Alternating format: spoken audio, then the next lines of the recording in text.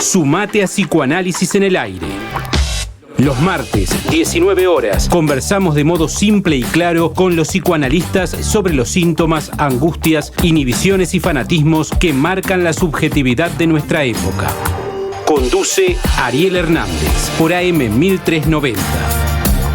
Radio Universidad.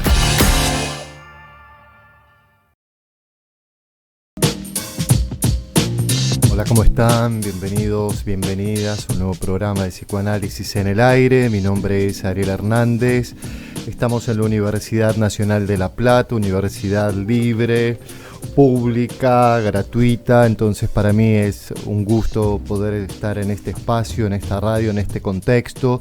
Quiero agradecer a Daniel Curubeto, a Alfredo Tangorra, a Manuel Ollé y a Lourdes Argüelles por formar parte de este equipo y comentarles que hoy vamos a estar trabajando con un punto que a mí me parece clave y sobre todo en estos tiempos, que tiene que ver con el psicoanálisis y lo social, la práctica del psicoanálisis en lo social. Y pensaba un poco en términos de Freud, ¿no? Freud es un psicoanalista, padre, como se dice, del psicoanálisis, que fue quien le tocó en cierta medida, no sé si decirlo así, pero tomando un poco lo que plantea Jacques Alain Miller, que es un psicoanalista francés muy importante, que marca una orientación. Él ubica en un curso que se llama Todo el mundo es loco, cómo a Freud le tocó la época de un diagnóstico. Hay malestar en la cultura. Ubicaba esta dimensión del hay un malestar, algo no funciona. La de Lacan fue otra época, fue la época más bien la de los impases en la civilización, donde algunas cosas empezaban a delimitarse, a delinearse, y me parece que estamos hoy en un contexto donde las cuestiones se han intensificado, que hay un cambio en el orden simbólico, hay un cambio en las modalidades de armar lazo, en las soluciones en las que cada uno se inventa para poder habitar un cuerpo, para poder armar lazo en caso de que eso logre armarse, vivir una sexualidad, el amor, lo que venimos programa a programa conversando. Entonces me parecía importante abrir una nueva línea, una nueva serie que tiene que ver con esto, con el analista ciudadano, podemos decir. Entonces hoy vamos a tener este tema y vamos a comenzar a presentar al invitado. Juan Mitre. Psicoanalista, miembro de la Escuela de Orientación Lacaniana y de la Asociación Mundial de Psicoanálisis, jefe del Servicio de Salud Mental del Hospital Belgrano, autor de los siguientes libros: La adolescencia, esa edad decisiva, El analista y lo social, y su último libro, Formación del analista y prácticas en salud mental, corresponsable del seminario diurno de la EOL, La amistad, un tema para el psicoanálisis. Hablaba acerca un poco de que la inserción del psicoanálisis en lo social no es algo nuevo, que esto no es una cuestión de moda, sino que esto tiene una historia, ¿no? Y una de las primeras cuestiones que te quería preguntar tiene que ver un poco con eso, con la inserción del psicoanálisis en el campo de lo social. Bueno, efectivamente, porque es una pregunta que retorna constantemente, digamos, ¿no? ¿De qué manera insertar el psicoanálisis en el campo social? Cómo pensar también la incidencia del psicoanalista, de los psicoanalistas, digamos, más allá de su práctica, digamos, en el consultorio particular, digamos, ¿no? Y tenemos toda una historia al respecto, me parece muy importante, y que podríamos decir que se inicia con Freud, como decías, ¿no? El padre del psicoanálisis también es el padre del psicoanálisis en lo social, podríamos decir, ¿no? Es decir, primero, por supuesto, está la invención del método psicoanalítico, cómo él llega a inventar el psicoanálisis, la invención de un solitario, ¿no? Dice Lacan en algún momento, y efectivamente, digamos, ¿no? Si uno recorre los inicios de Freud, son inicios solitarios, ¿no? Donde él estaba solo, ¿no? Generalmente muchos se alejaban de él en ese entonces, ciertas desconfianzas que se armaban en torno a su figura, las resistencias que el psicoanálisis producía, pero al mismo tiempo también la atracción que producía el psicoanálisis, ¿no? Estaba la resistencia, pero también la atracción, ¿no? Como determinados, no solo médicos, digamos, ¿no? Porque quienes rodearon a Freud venían de distintas disciplinas, empezaron a interesarse y empezaron a darse cuenta que ahí hay algo nuevo y se empieza a armar un círculo alrededor de Freud, digamos, ¿no? Que es su primer círculo de trabajo, podemos decir. O sea que también tuvo esa dimensión el psicoanálisis de atracción, ¿no? Y que uno ve también cómo fue con el tiempo aumentando esa atracción y ese interés que fue generando. Pero es impresionante conectarse con los inicios, donde uno lo ve ahí, a Freud, solo, ¿no? En ese trabajo de invención, digamos, ¿no? Clínico y de invención.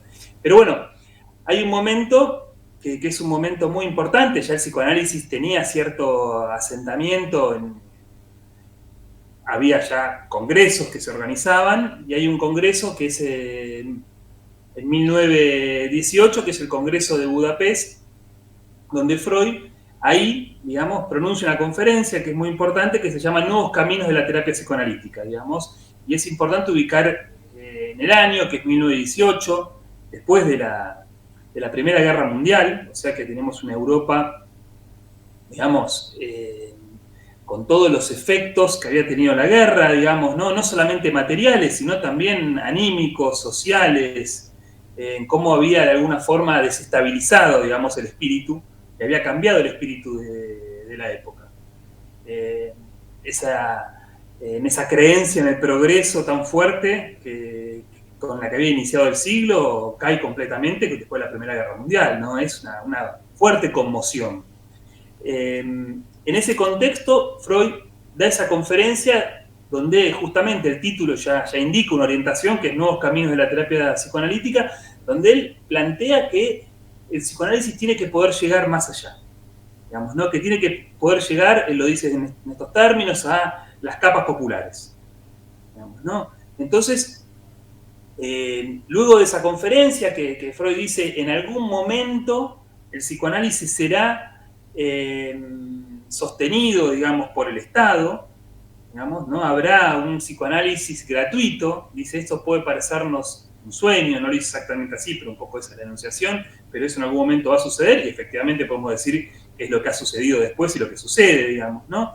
Pero él lo plantea en esos términos y luego de esa conferencia, al poco tiempo de esa conferencia, empieza un movimiento donde se empiezan a crear centros de atención gratuita, donde se practica el psicoanálisis para aquellos que no podían sostener una práctica en el consultorio particular, digamos, para aquellos que no podían pagar, para decirlo concretamente. Y los dos centros más importantes que se armaron fue la Policlinic de Berlín, ¿no? El Policlínico de Berlín, y el Ambulatorium de Viena. Esos fueron los dos más importantes, los dos más conocidos, y que de alguna forma fueron estimulados, digamos, por esa conferencia de Freud. Digamos, ¿no? Hay discípulos de Freud. Eitingon, uno de los discípulos, fue el que inicia el Policlínico de Berlín y después inician los otros, digamos, ¿no? Esos fueron los más importantes, pero en esos años que van entre 1918 y 1938, hubo más de 10 ciudades europeas donde se crearon instituciones de este tipo, digamos, ¿no? Entonces hubo todo un esplendor y es muy interesante cuando uno recorre ese momento, porque se encuentra con las preguntas y los problemas con los que se encontraban esos psicoanalistas son muy similares a los que nos encontramos hoy, los psicoanalistas que trabajamos, por ejemplo, en un hospital, digamos, ¿no? Que trabajamos en hospitales, en centros de salud, etc.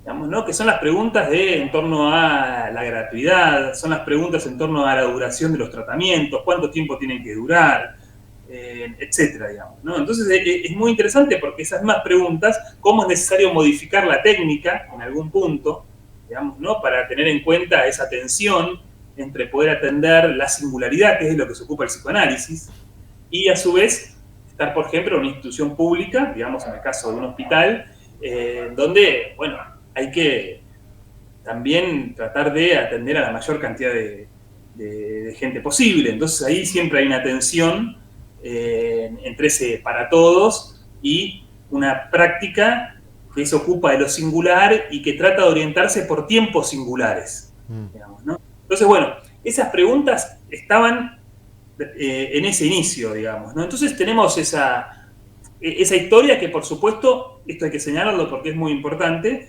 se interrumpe con el nazismo.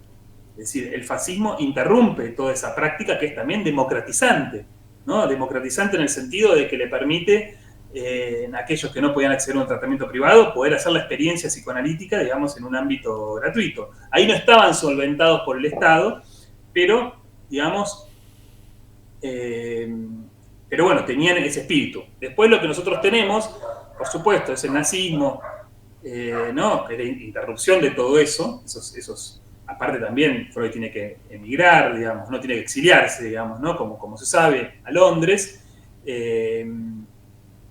Pero también tenemos, por ejemplo, una experiencia que tiene una lógica en algún punto similar, digamos, que es la experiencia del psicoanálisis en el hospital en la Argentina, que también se inicia en el hospital en año 1956, entre 1956 y 1972, en el Evita de Lanús. Digamos, ¿no? Que ahí fue un servicio que dio lugar a que psicoanalistas puedan practicar el psicoanálisis, incluso que psicólogos puedan practicar el psicoanálisis cuando en ese entonces estaba arreglado para que solamente los médicos puedan practicarlo, digamos, ¿no? O sea que, y ahí también esa experiencia que se inicia con Mauricio Goldeman en Lanús, donde él no era psicoanalista, pero alguien con una apertura al psicoanálisis y le daba lugar a muchos psicoanalistas, era un médico psiquiatra, que a su vez fue uno de los primeros servicios de salud mental. No fue el primero, creo que el Rivadavia y el Piñeiro fueron anteriores, pero sí fue el primer servicio que tuvo una sala de internación en un hospital general. Digamos, ¿no? Eso fue en Argentina entre el año 1956 y 1972, que está Goldenberg, que también se interrumpe, en este caso, con una dictadura militar. Digamos.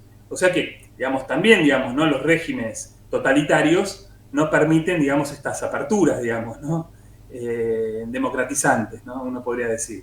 O sea que yo ahí encuentro un paralelo importante, pero digo, está toda esa historia. Y después, bueno, por supuesto tenemos en Argentina, con la vuelta de la democracia, otro momento de retorno de los psicoanalistas al ámbito público, que ahí, por supuesto, con una diferencia para mí central, que es ya el arribo de la enseñanza de Lacan.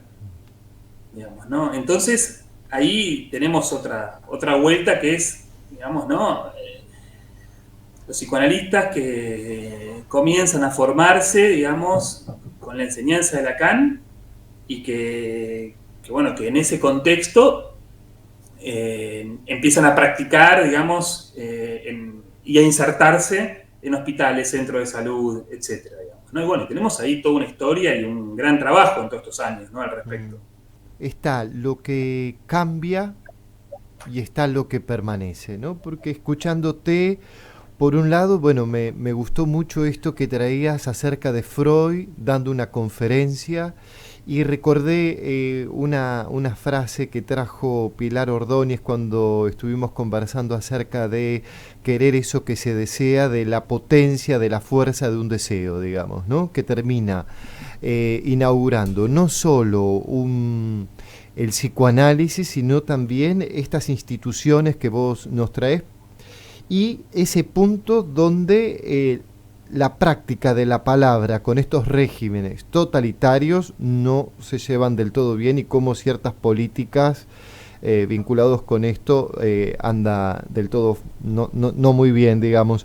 ¿Sabés que comentabas el Hospital Lanús? Estuvimos con Ricardo Celdes el programa anterior y él comentaba un poquito también acerca de cómo fue en ese lugar su encuentro con la urgencia subjetiva en la práctica en ese hospital, digamos, la importancia que ha tenido para el psicoanálisis en la Argentina y para el psicoanálisis en general, ¿no? La práctica hospitalaria. Entonces, te quería preguntar un poco cómo se lleva esta práctica del psicoanálisis y las normativas de las instituciones y un poco también acerca de esta ley de salud mental, ¿no? Que también ha estado con unos vericuetos y un poco puesta en tensión. ¿Qué nos podés decir de esto en función de tu práctica, no? Bueno, me parece una pregunta muy, muy importante. Primero hay que decir, ¿no?, que uno puede ubicar ciertas generalidades, pero después hay que ver en cada lugar, digamos, ¿no? Porque uno va a encontrar variantes en cada lugar y que va a tener también con, quienes encarnan las funciones de dirección, etcétera, en cada institución, digamos. Eso siempre hace una diferencia, digamos, ¿no? Pero sí, personalmente considero que son necesarias determinadas condiciones discursivas para que sea posible una práctica psicoanalítica. Que no es de cualquier manera, que se necesitan ciertas coordenadas discursivas. Entre ellas, esto que mencionás, digamos, ¿no? Que haya un lugar para la palabra, para la libertad de la palabra, digamos, ¿no?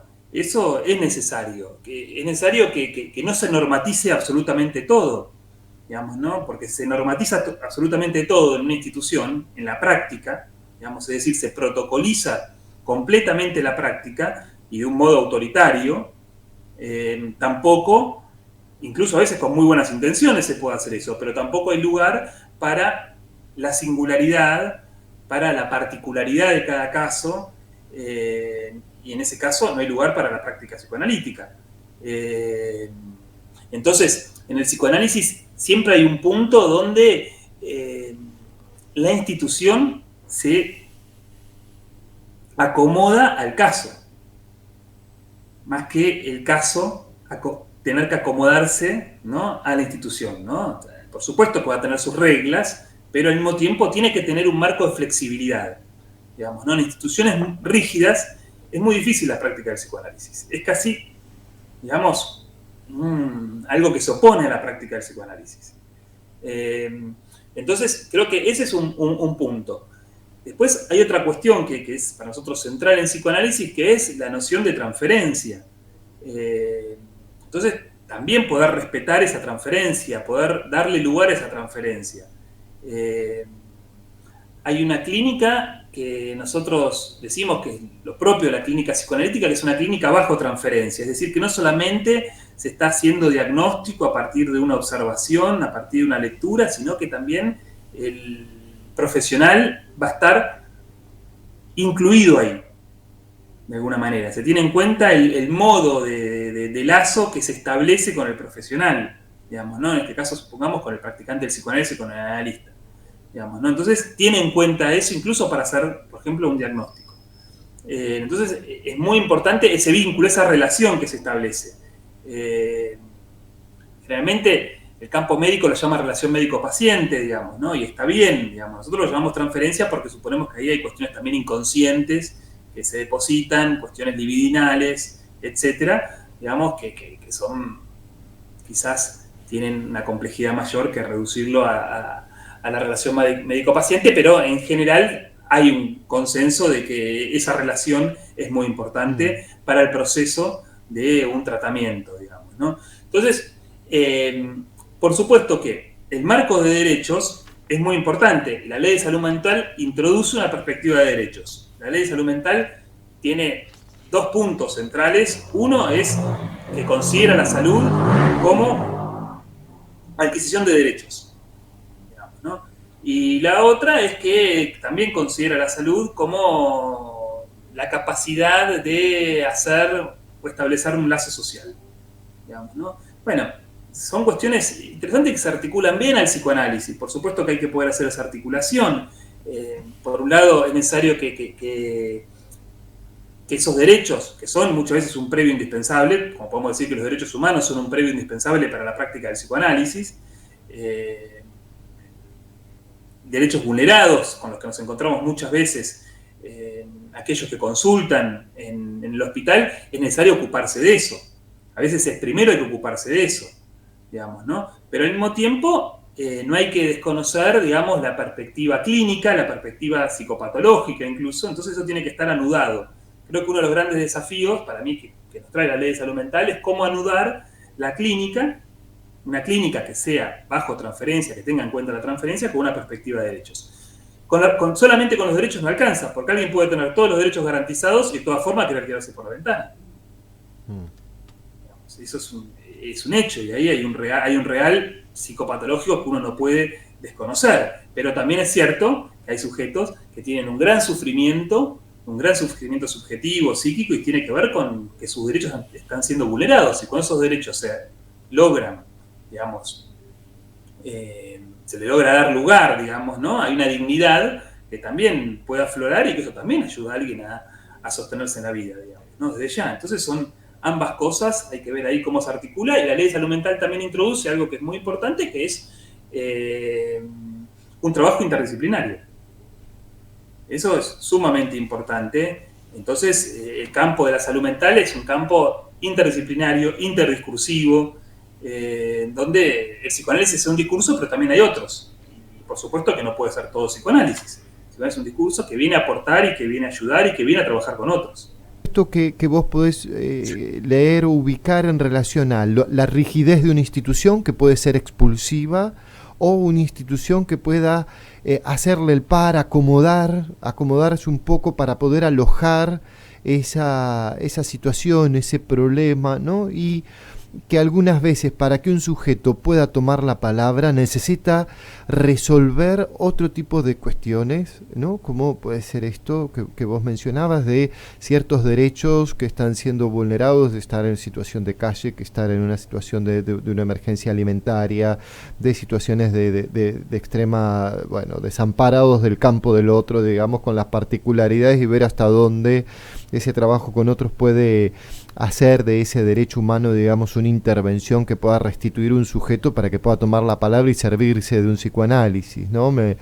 parece muy piola ese punto, digamos, ¿no? Porque pulula la idea de que el psicoanálisis es para determinado sector social, que están en Recoleta, acá en La Plata sería en Barrio Norte, ¿no? Como que es muy elitista, y me parece muy interesante poder aportar esta presencia, ¿no? Y que efectivamente gratis es la locura, digamos, cada uno paga a su manera. Entonces, por supuesto, habrá que ver ese tipo de cuestiones.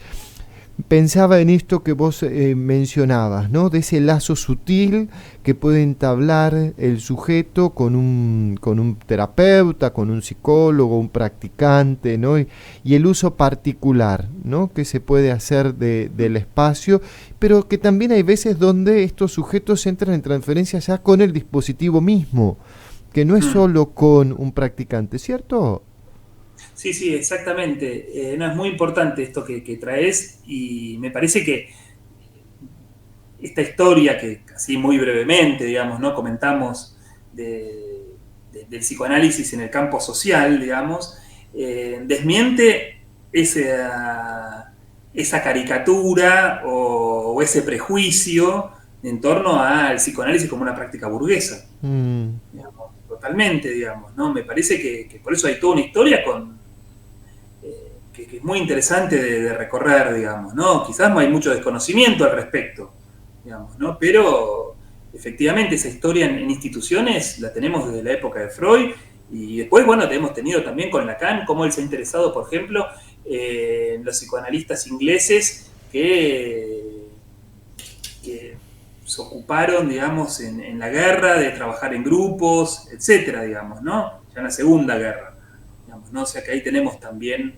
un interés por una práctica del psicoanálisis en un contexto que no es el contexto clásico del consultorio, digamos, ¿no? Lo que sí, por ahí, lo más lo menciono, después por ahí podemos decir algo más, sí, un psicoanalista se forma en un consultorio, digamos, en un diván, y ahí sí debe formarse. Él debe poder llevar lo más lejos posible su propio análisis. Eso es muy importante porque es lo que le va a permitir luego sostener esa flexibilidad también si trabaja en una institución, por ejemplo. Porque ahí habría una cuestión, ¿no? Que es, la institución es flexible, digamos, pero la institución está habitada por personas, por actores, por profesionales. O sea que en última instancia hay algo que va a depender de cada uno de esos profesionales, esos actores. Por supuesto, si hay ahí, no sé, un director que tiene una embajada sumamente autoritaria y no lo permite, bueno, ahí tenemos un problema. Pero si no, esa flexibilidad para poder recibir lo singular de un caso, digamos, y poder hacer una apuesta, digamos, tiene que ver con la formación personal de ese analista, de ese practicante. Entonces eso se engancha de alguna manera con el propio análisis de ese profesional, digamos, ¿no? Que no ponga, digamos, barreras defensivas, que no sea expulsivo muchas veces porque se angustia ante situaciones, sumamente complejas. Entonces creo que esto es algo que lo he leído de Ricardo Seldes, ya que lo mencionabas, que el analista tiene que estar más allá de su propia urgencia. Eso. De alguna manera. Tal cual. Entonces, y ese punto tiene que ver con su propio análisis, digamos, ¿no? O sea que ahí hay algo donde hay una conexión entre esa práctica, si queremos, social y análisis. Ahí me parece que lo que nos orienta también es un poco poder diferenciar, ¿no? Lo que tiene que ver con la política del psicoanálisis y el psicoanálisis teniendo pequeñas incidencias, ¿no? Como por ejemplo el dispositivo pausa, que es el que comentaba la otra vez Ricardo. Son sutiles incidencias, ¿no? Que pueden marcar un montón el destino de una persona, digamos, porque efectivamente la acción lacaniana orientada es una acción que está anudada a la propia formación del analista, que es su propio análisis, ¿no? Me parece claro remarcar esa cuestión, pero me parece que lo que podemos hacer es dejar, por un lado, esto que ya nos traes, que tiene que ver el trabajo con otros vinculados en la salud mental, ¿no? Y ahí también un poco vamos a darle una vuelta más, si te parece, a la posición del analista, ponerlo, como dice Lacan, un poquito en el banquillo del acusado y ver qué estamos haciendo ahí y el nombre de qué. Y por otro lado, también esto que traes acerca de la formación. El campo de la salud mental es, como decíamos, un campo heterogéneo, es un campo donde conviven distintos discursos, distintas orientaciones, incluso dentro del psicoanálisis, podríamos decir, también hay distintas orientaciones. Y eso convive, digamos, ¿no? Pero a su vez convive también, por ejemplo, el discurso médico, neurobiológico, más duro, ¿no? Que a veces no quiere saber nada, por ejemplo, de lo que tenga que ver con la palabra, digamos, ¿no? Donde, por ejemplo, concibe un cuerpo como puramente biológico. Digamos, ¿no? También después tenemos, digamos, una concepción del cuerpo como social, digamos, ¿no? Y después tenemos, por ejemplo, desde el psicoanálisis nos vamos a concebir un cuerpo como un cuerpo libidinal. Entonces tenemos distintas concepciones del cuerpo, distintas concepciones del sujeto. Entonces vamos a tener, ante un caso, lecturas sumamente heterogéneas. Pero después hay que ver cómo intervenir. Digamos, ¿no? Entonces ahí es todo el desafío de una práctica interdisciplinaria y cómo se conforman los equipos para poder abordar un caso, una urgencia que llega. Yo creo que ahí es fundamental la conformación de equipo y una conformación también, más allá de las diferencias teóricas que pueda haber, que hay algo a nivel de la práctica que a veces se logra a partir de cierta confianza que se va construyendo. Digamos, ¿no? Que también podríamos decir, pienso ahora, que la confianza también es un nombre de la transferencia. Eso. Entonces, la transferencia no solamente se pone en juego en la institución en relación al paciente, sino también, digamos, con los otros profesionales, con los otros actores. Digamos, es necesario ganarse esa confianza. Y la orientación lacaniana, específicamente, tiene una dimensión clínica muy fina, muy ajustada, muy potente, digamos, y que más allá a veces del estudio, de la teoría, que tiene toda su complejidad, a veces en acto se puede demostrar algo de eso, y eso va generando dentro de la institución, de parte de los psiquiatras, de parte de los trabajadores sociales, ¿no? Que por ahí no tienen ningún tipo de lectura a veces de psicoanálisis o de psicoanálisis de orientación lacaniana, pero esa práctica va generando una confianza y permite trabajar con otros. Y ahí hay que poder leer, para mí, en cada caso, qué disciplina debe tomar a veces la delantera, porque a veces hay derechos que están tan vulnerados que hay, como decíamos hace un rato, es necesario primero que el trabajo social se ocupe de garantizar, es necesario hacer una denuncia en determinados casos primero, para después poder abordar. Pero bueno, eso puede ser leído también desde el psicoanálisis. El psicoanálisis puede ser un marco que nos permita o que nos dé legibilidad a algunas situaciones. Como también el psicoanálisis a veces es lo que puede ubicar esto que es tan difícil de soportar y de aceptar y que genera tanta resistencia, que es lo que Freud llamó, porque se encontró con eso, no es que lo inventó, porque se encontró con eso, que es lo que nombra como pulsión de muerte. Digamos, ¿no? Que a veces los sujetos, Lacan después eso lo ubica como, lo nombra como goce, que los sujetos a veces no quieren su propio bien. Entonces nos encontramos con ese problema, y quien puede dar algún tipo de legibilidad a eso son los analistas, los psicoanalistas, los practicantes del psicoanálisis. Porque generalmente hay una idea de que las personas quieren su propio bien, y eso no es tan claro. Eso no va de suyo. Entonces se pueden montar un montón de dispositivos para poder ayudar a determinado sujeto, pero nos encontramos de golpe que ese sujeto atenta contra sí mismo una y otra vez. Y ahí, eso muchas veces, las buenas intenciones que pueden tener, digamos, los profesionales, digamos, aparece un gran sentimiento de impotencia. Y a veces ahí es el momento donde nos convocan, porque es como si de golpe se queman los papeles, ¿no? Y ahí muchas veces convocan al analista. Entonces también hay que saber esperar, hay que esperar el momento.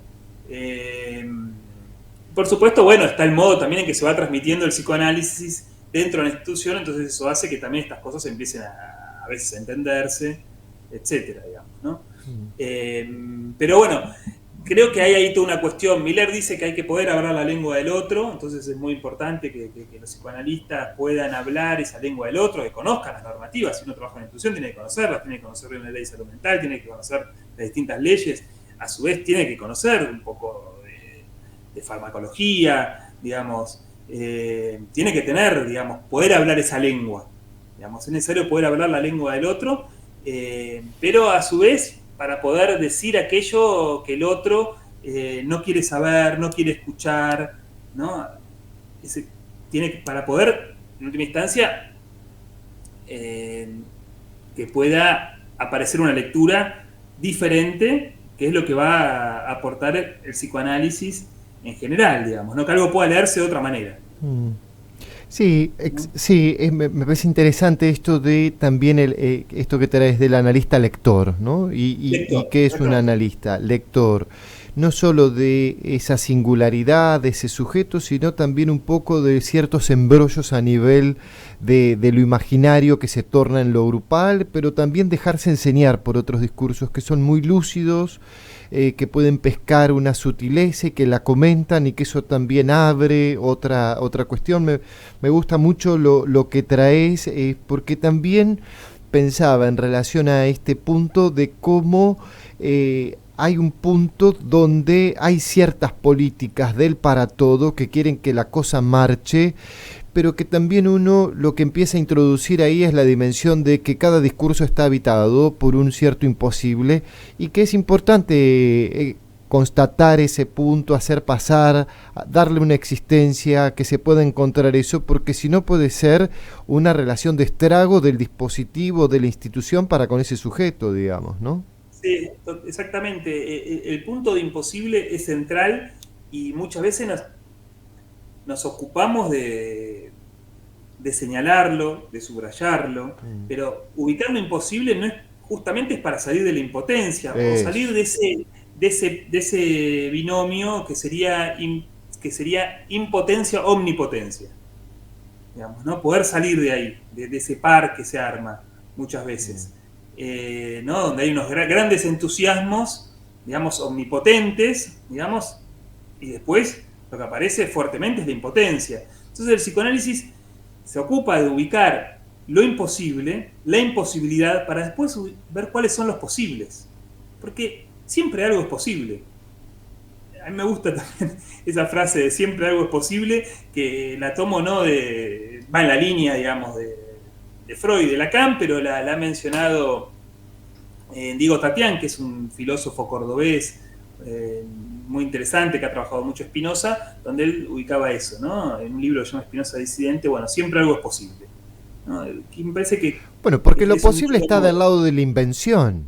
Del lado de la invención. Entonces, ¿cómo un analista, a partir de ubicar algo, puede acompañar a un sujeto a que se invente algo para andar un poco mejor? O ver cómo inventamos con él algo. Eso.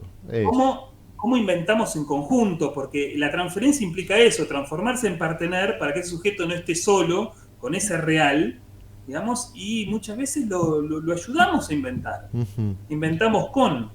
No inventamos por él, sino con él, en todo caso, ¿no? Eso. Entonces, vos ahí tenías una línea que iba acerca de la formación del analista y las prácticas en salud mental, que es una compilación, ¿no?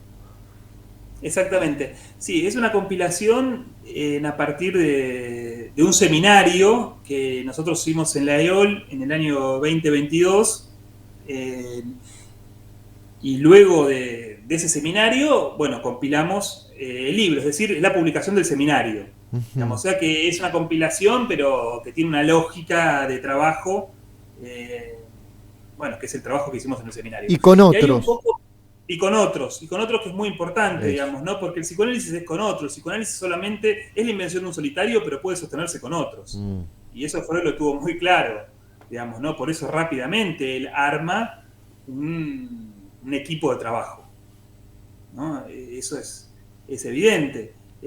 Donde después, bueno, se respeta, por supuesto, el trabajo singular de cada uno, pero es con otros. Entonces, ahí nosotros, en ese seminario, pusimos el hincapié en la formación del analista para ver cómo esa formación, digamos, ¿no? Lo propio que se aprende en el propio análisis, en la propia experiencia analítica, porque no hay psicoanálisis, no hay psicoanalista sin psicoanálisis, es decir, que esa es una idea muy fuerte. Freud recién en 1910, digamos, dice que es necesario psicoanalizarse. Le dice a los psicoanalistas, no tienen que psicoanalizarse. Recién en 1910, pero él inventa el psicoanálisis a partir de su autoanálisis, ¿no? O sea que eso va de la mano, digamos, ¿no? Freud inventa el psicoanálisis, inventa la figura del psicoanalista, pero al mismo tiempo está en juego, en todo ese proceso de invención, su propio análisis, digamos, ¿no? Porque cuando publica la interpretación de los sueños, lo que más analiza son sueños de él, digamos, ¿no? Entonces, una posición analizante en Freud uno puede encontrar ahí.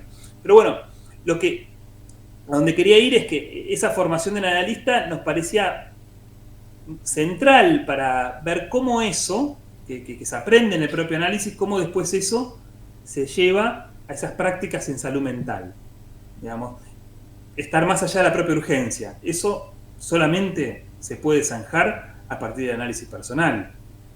Cómo que alguien pueda tener distancia de sus propios ideales, esos ideales que pueden conducir a lo peor.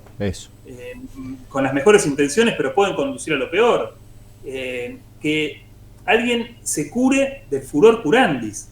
Esto lo ubicaba Freud, por ejemplo. Digamos, ¿no? Que hay un furor curandis y que es muy, muy problemático.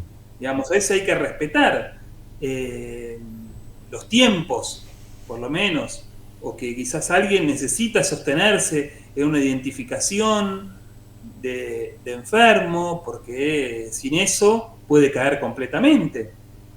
¿No? Hay subjetividades que son muy delicadas, muy frágiles, con las que hay que tener muchísimo tacto, muchísimo cuidado. Hay que poder ver un poco qué es lo que sostiene a alguien antes de antes de conmover eso. Entonces, ahí tenemos, me parece que esos son puntos que tienen que ver con el propio análisis. Poder poner en suspenso el saber. Creo que ese es uno de los puntos centrales, porque la formación del analista, por un lado está el estudio de los textos, la supervisión, que es muy importante, o control o supervisión, ¿no? Que son las dos maneras en que lo llamamos, ¿no? Los analistas controlamos, supervisamos nuestra práctica con otros, o sea que ahí está también el con otros, ¿no?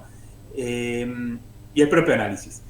Pero uno de los puntos que lo ha señalado Miller muy bien, y que yo creo que tiene que ver específicamente con el propio análisis, es poder poner en suspenso el saber para poder recibir, para poder acoger lo inaudito de un caso. Es decir, poner en suspenso todo lo que uno sabe, incluso de psicopatología, de clínica, de otros casos que ha visto, toda la experiencia que uno pueda llegar a tener, es necesario ponerla en suspenso para poder efectivamente recibir lo inaudito, lo singular en el sentido más radical que tiene cada caso y que tenemos cada uno en el punto de nuestra diferencia más absoluta.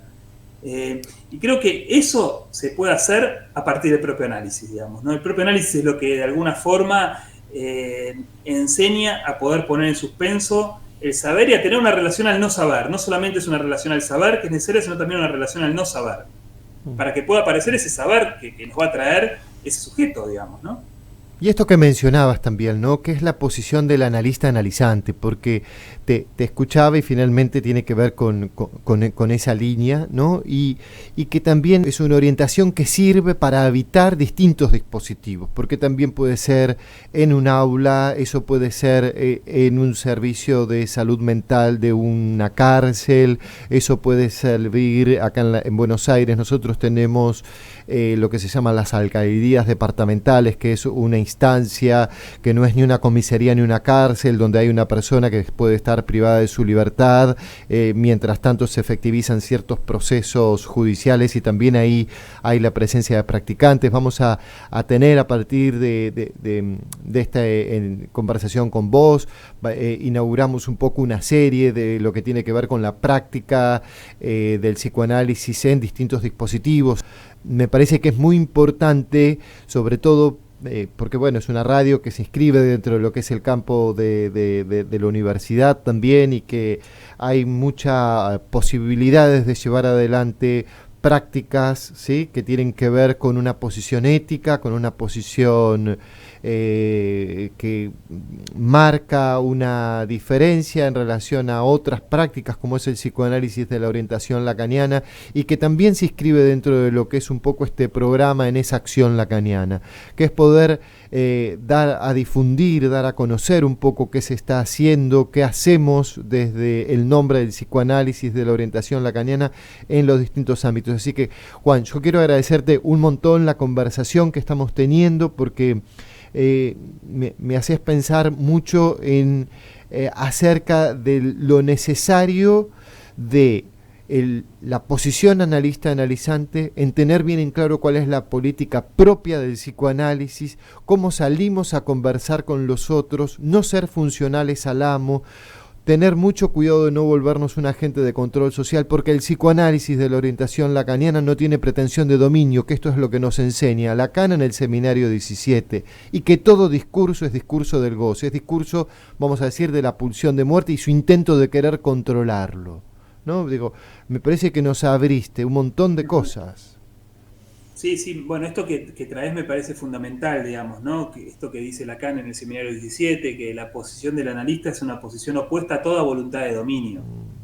Eso es impresionante, ¿no? Si uno lo piensa, es subversivo completamente, y esa posición, efectivamente, alguien la puede sostener si ha atravesado un análisis, si está en análisis, si sostiene una posición analizante, y es una posición, bueno, que uno puede perder también, y por eso necesita muchas veces la supervisión, necesita una escuela de psicoanálisis, necesita, digamos, otros para a veces reencontrar esa posición que es tan difícil, digamos, de efectivamente estar en una posición opuesta a toda voluntad de dominio. Digamos, entonces es lo contrario de un agente de control social.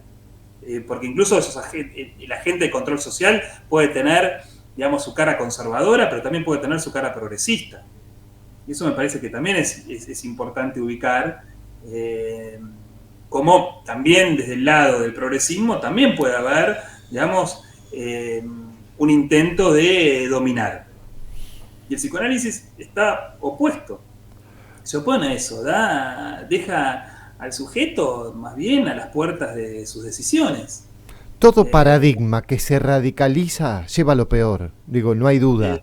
Puede ser el de las buenas intenciones y de salud mental para todos, pero en ese para todos al mismo tiempo instala la segregación, instala lo segregativo. Por eso, salud mental para todos, decimos en el programa, no sin la chifladura de cada uno, tomando un poco lo que trabajamos en ENAPOL, en los encuentros de la orientación, el encuentro americano de la orientación lacaniana 2012, creo. Pero para mí fue muy importante. Ahí además conocí a Judith Miller, junto con Adriana Testa. Bueno, Juan, nos hemos quedado sin tiempo, un gustazo esta conversación con vos. Los libros, por lo que vi, están agotadísimos, pero igualmente vayan a hurguetear a aquellos que estén interesados en estos temas, tener los libros de Juan, me parece que puede ser un primer acercamiento para aquellos que estén dando sus primeros pasos, que quieran chusmear un poco qué se produce desde el psicoanálisis de la orientación lacaniana. Hay otros colegas que también vamos a ir invitando, pero además de ser tener un gusto por los libros, me parece que está bueno dar a conocer este trabajo, que no es solo, sino que es con otros, porque lo que he sabido es que siempre estás con otros, entonces eso es para celebrar. ¿Estamos? Bueno, muchas gracias, Ariel, ha sido un gusto el intercambio. Que andes muy bien. Psicoanálisis en el aire, un lugar de conversación con psicoanalistas sobre los síntomas, angustias, inhibiciones y fanatismos que marcan la subjetividad de nuestra época. Por AM 1390, Radio Universidad.